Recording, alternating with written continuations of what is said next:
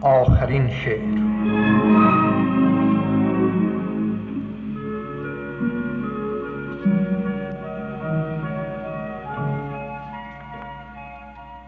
نه نه نه، مرگ است این که به هیئت قدیسان بر شط شاد باور مردم پارو کشیده است. این را خروس‌های روشن بیداری خونکاکلان شعله‌ور عشق میگویند.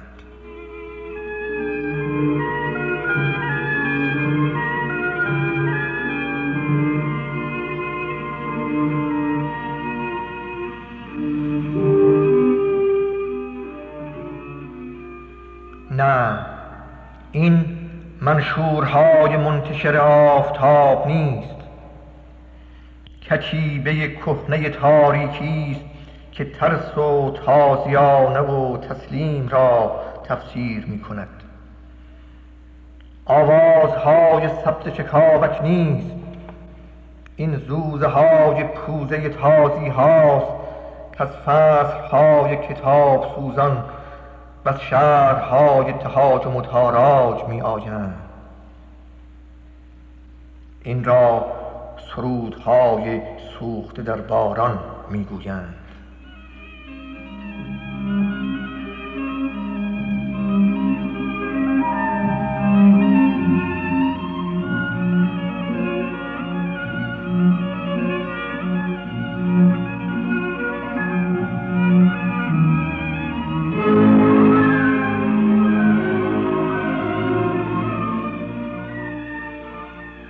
خلیفه خلیفه خلیفه، چشم و چراغ تو روشن باد. اخلاف لاف تو اینک در خرقه های توبه و تصویر با مشتی از استدلال های لال حلاج دیگری را بردار میبرند. خلیفه خلیفه، چشم و چراغ تو روشن باد.